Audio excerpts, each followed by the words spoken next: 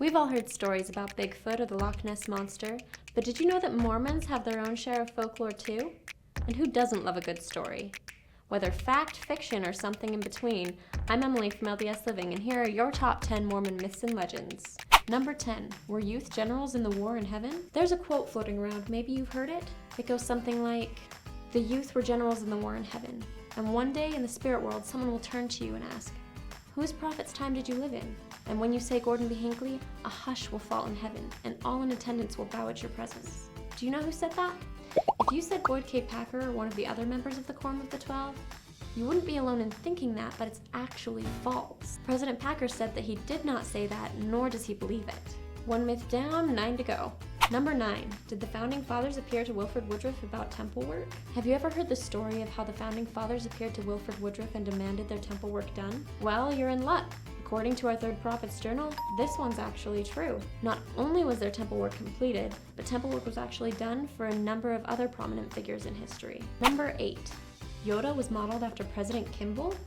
Have you heard the rumor that Yoda from the very popular Star Wars franchise was modeled after our very own Spencer W. Kimball? With their pictures side by side, you might even believe it. But if we take Nick Maley, assistant model maker for Yoda, at his word, this Mormon myth is false. Number 7. The Japanese Pearl Harbor bomber. Apparently, there's a story that's been going around for decades about one of the Pearl Harbor bombers. Legend has it that one of the Japanese pilots tried to bomb our temple in Hawaii, but the bombs wouldn't release from their racks until well past the temple.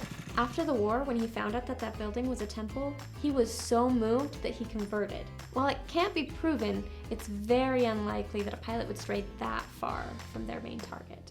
Number 6. The Whitehorse Prophecy. Ever heard the phrase, "the Constitution will hang by a thread"? Well, it originates from the Whitehorse Prophecy, a prophecy that alludes to the first of 4 horses mentioned in the book of Revelations. This prophecy was believed by many to have been written by Joseph Smith. The biggest problem? It was written about 50 years after our prophet's death. Many scholars say the prophecy is actually a pieced-together embellishment of several different statements the prophet made over the course of his life, and has been refuted by the church on several occasions. Number 5. Alice Cooper was raised LDS? There have definitely been rumors that Alice Cooper was raised LDS. As exciting as that could be, this legend is a bit, well, misinformed. His family actually belonged to an offshoot of the church. Number 4. John Taylor's pocket watch. On that fateful day in Carthage, Illinois, when Joseph Smith was killed, John Taylor survived the mob that stormed the jail. How? He believed that he was saved by none other than his pocket watch. As amazing a story as it is, it might not be accurate. A professor at the University of Utah did his own Mythbusters-style research and came to the conclusion that if the pocket watch had been hit by a musket ball, it would have been blown to smithereens. Mormon historian Glenn Leonard speculates that the watch was actually damaged when he fell on the windowsill while trying to escape being shot. Pocket watch or not, we can all agree that God had a hand in John Taylor's survival. Number 3. The Three Nephites. Someone is in need, and a kind stranger, or 2 or 3, comes to their aid and then imparts wisdom and blessings before vanishing without a trace. Sound familiar? Apparently, there are over thousands of different accounts and stories of people sharing experiences with the Three Nephites. Former professor and folklorist Bert Wilson collected more than 1,000 alone. He says as long as people have problems that they need help solving, you're likely going to have Nephite stories. Number 2. Was the Kirtland Temple built with fine china? Rumor has it, families were asked to donate their fine china to the construction of the Kirtland Temple. The thing is, the temple was near a number of pottery plants, and their discard piles could have easily provided enough material for the stucco.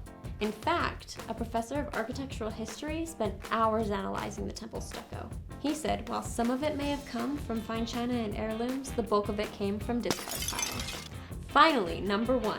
Is Bigfoot actually Cain? Bigfoot has been a thing of legend for so long that it's almost impossible to know where this story came from. Did you know that some believe this muscular, hairy, ape-like creature is actually Adam and Eve's firstborn, Cain?